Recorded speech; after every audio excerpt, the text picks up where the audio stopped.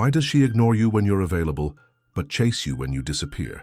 This question destroys the self-esteem of millions of men every day. They believe that showing interest and being always present is the way to win a woman. They're completely wrong. The problem isn't that you're not attractive enough. The problem is you're violating one of humanity's oldest psychological laws, the law of scarcity. Machiavelli documented this in The Prince when he said, "Men desire more what they cannot easily have." Robert Greene transformed this into Law 16 of the 48 Laws of Power. Use absence to increase respect and honor. But why does this work specifically with women? The answer lies in the female brain's reward system. When you're always available, always responding immediately, always saying yes to her, you become predictable. And predictability kills dopamine, the neurotransmitter responsible for desire and passion. Observe your own behavior. Do you value more the restaurant with a waiting line or the one that's always empty? Do you want more the sold-out concert ticket or the one still available? Women work exactly the same way with men. Constant availability communicates low value. Scarcity communicates high value. The technique I'll teach you now is called strategic disappearance. It's not vanishing completely. It's not ignoring out of malice. It's creating calculated pauses in your presence to reactivate her interest. When you're conversing well, when she's responding quickly and showing interest, that's exactly when you disappear for 24 to 48 hours. During this period, she'll think about you. She'll check if you've seen her messages. She'll create theories about where you are and what you're doing. And when you return, casually without explanations, her dopamine spikes. You become interesting again because you became scarce. But this technique alone isn't enough. Scarcity without magnetic presence is just temporary absence. What comes next activates something much more primitive and powerful in the female nervous system. Notice how she reacts differently when you stop asking for permission. When you stop asking, "Is it okay if I," or "Would you like me to?" When you simply decide and act, something primitive awakens in her, something she can't even explain rationally. Carl Jung discovered that we all carry archetypes in the collective unconscious. These are ancestral behavior patterns that evolved over millions of years. And there's a specific masculine archetype that triggers automatic sexual attraction in the female brain. The king archetype. I'm not talking about being authoritarian or aggressive. I'm talking about a silent presence that communicates natural leadership. The king doesn't need to prove his power because he already knows he possesses it. He doesn't ask for permission because he understands he was made to lead. And this activates something deep in the female nervous system. For millions of years, women evolved to feel attracted to men who demonstrated capacity for protection and leadership, not through words but through presence. And this programming still exists in their modern brains, working completely in the unconscious. The difference between an ordinary man and a man with king presence lies in three specific elements: posture, tonality, and decision. Your posture should occupy space. Your voice should have controlled tonality, never rushed or high-pitched when you're nervous. Your decisions should be firm and immediate. When you combine these elements, you activate what Jung called animus, the masculine energy in the female unconscious. She feels you're different from other men, but can't explain exactly why. It's an attraction that comes from a deeper level than logic. Here's the practical exercise. In your next conversations with her, completely stop asking unnecessary questions. Instead of, "Do you want to go to dinner?" say, "Let's go to dinner." Instead of, "Is it okay if I call later?" simply call. Instead of, "Did you like it?" observe her body language and draw your own conclusions. This presence transformation touches something ancestral in her, but without the next psychological weapon, you'll be just another man trying to impress. What we'll discover now dramatically amplifies this effect. Stop explaining your feelings to her. Right now, every time you feel the urge to say, "I like you, I miss you, or you're special to me," swallow those words. Because every emotional explanation you give is undermining your psychological power. Machiavelli understood that silence is one of the most powerful weapons in influence games. He observed that when people talk too much about their intentions, they lose the ability to control the narrative, and this applies perfectly to modern relationships. There's a difference between men who are desired and men who are discarded. The desired create emotional voids, the discarded fill all spaces with unnecessary words. When you constantly explain what you feel, you remove mystery, and mystery is fuel for female attraction. The technique I'll reveal is called emotional vacuum. It's simple, but devastatingly effective. When she asks a question about your feelings, instead of answering directly, you create a pause. Look into her eyes for a few seconds, smile slightly, and change the subject or respond with another question. Practical example, she asks, "Do you like me?" Instead of answering, "Yes, very much," you pause, smile and say, "Why do you want to know?" Or simply, "Interesting question," and move to another topic. This forces her brain to work to fill the void you created. What happens neurologically is fascinating. When you leave an emotional gap, her brain automatically tries to complete the information. She starts analyzing your behaviors, your looks, your actions, searching for clues about what you really feel. And in this process, she becomes mentally obsessive about you. Robert Greene documents the following principle in Law 4 of the 48 Laws of Power. Always say less than necessary. Powerful people impress more by what they don't say than by what they say. They control through mystery, not through transparency. The daily practice is this. In your next conversations, cut in half everything you plan to say about feelings. If she compliments you, accept with a simple "thank you" instead of immediately reciprocating. If she asks about your ex-girlfriends, be vague. Give no details, because besides everything, this could become a weapon against you in the future. If she wants to know about your future plans with her, keep answers open. Silence generates productive tension, but tension without proper direction becomes destructive anxiety. You need to channel this mental energy into an even more devastating technique, where she not only thinks about you, but develops real dependence on your approval. She's addicted to something you control completely, and it's not sex, it's not money, it's not status. It's validation, approval, the feeling of being seen and valued by you. And you can transform this into your greatest psychological weapon using a principle that casinos have known for decades. B.F. Skinner, the most influential behavioral psychologist of the 20th century, discovered in the 40s that variable rewards create stronger dependence than constant rewards. When you don't know when you'll receive the next positive stimulus, your brain stays in constant alert, always waiting for the next dose. Modern women receive constant validation on social media, likes, comments, messages, an overdose of approval that desensitizes their reward system. But when you apply intermittent validation, you stand out from all the other men who are always praising and approving everything she does. The technique is called inconsistent approval. It works like this. You alternate between moments of warm approval and moments of polite indifference. It's not bipolar disorder. It's calculated strategy to keep her brain always questioning where she stands with you. One day you compliment her dress specifically. That blue brings out your eyes in an impressive way. The next day, when she clearly dressed up to impress you, you don't compliment, just continue the conversation normally. This inconsistency creates productive anxiety. She never knows which version of you she'll encounter. The psychological effect is powerful. She starts working mentally to earn your approval. When you compliment, she feels a more intense dopamine spike because it wasn't expected. When you stay neutral, she questions if she did something wrong and tries harder in the next interaction. Casinos use exactly this principle in slot machines. Random rewards create addiction because the brain never knows when it will receive the next positive stimulus. Players spend hours trying to hit the next prize, even losing most attempts. The practical application is simple. Stop complimenting everything.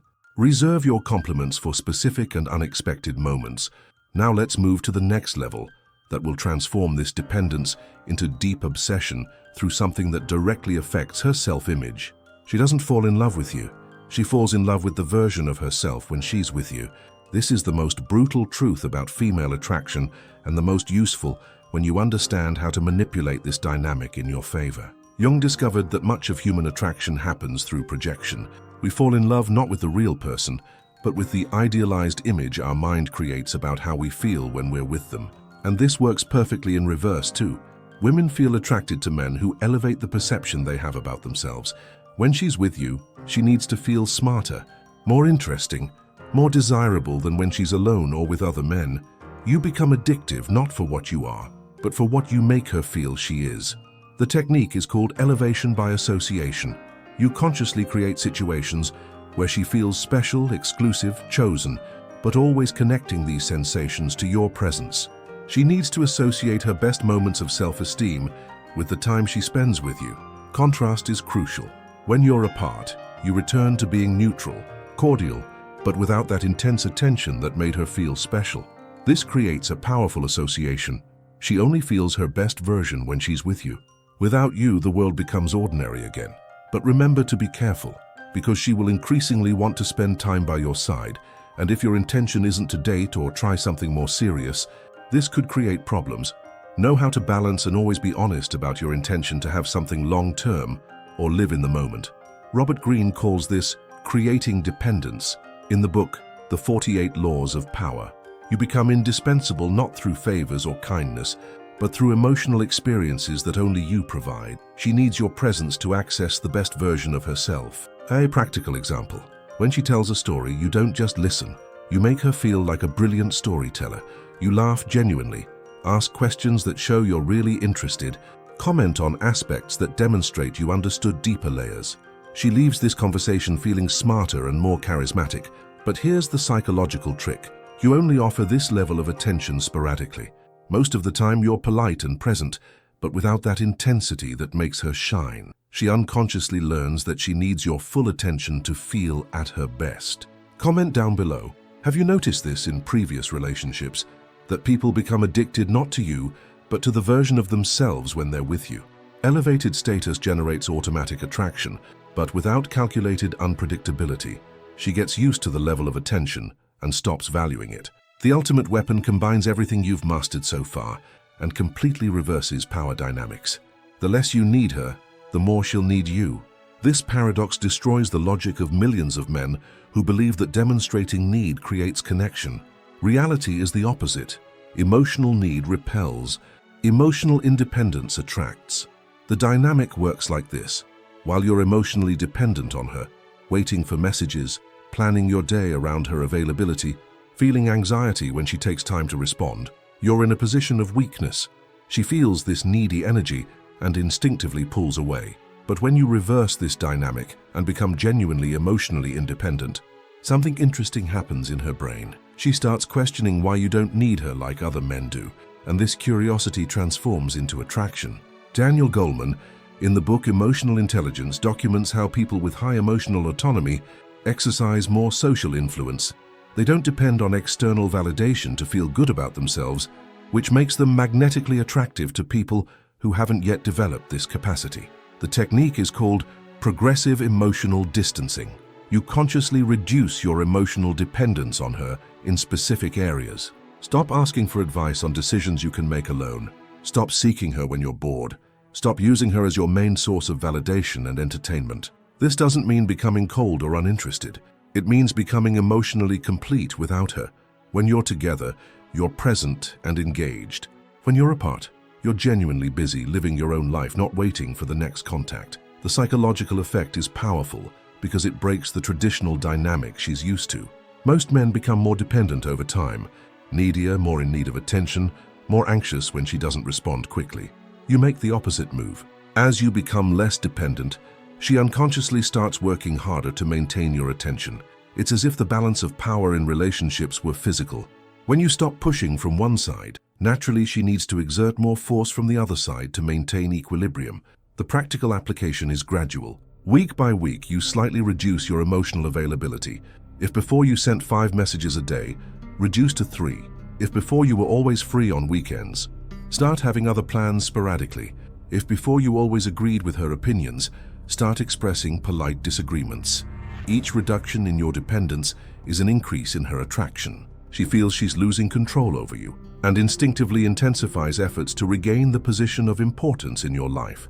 Which of these ideas challenged you most today? Comment just one sentence, but one that comes from the soul.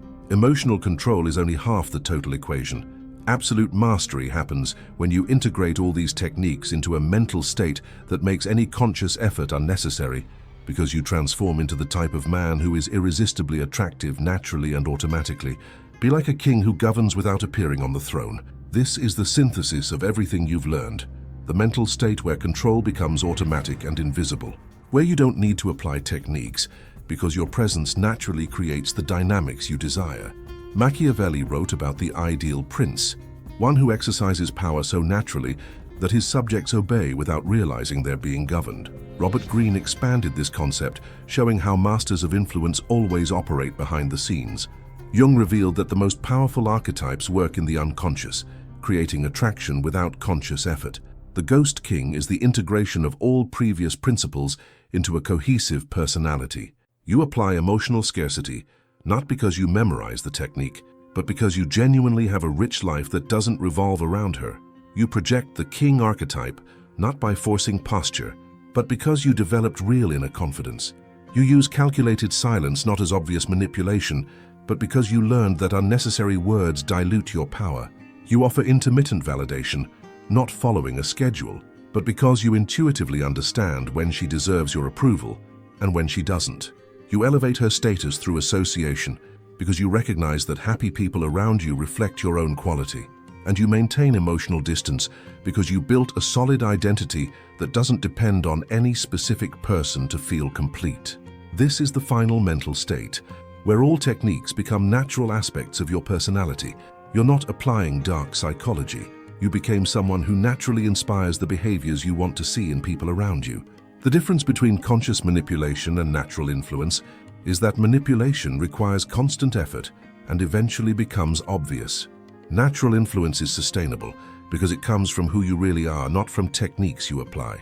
When you reach this level, women feel your presence before you even speak. They perceive you're different from other men, but can't identify exactly what it is.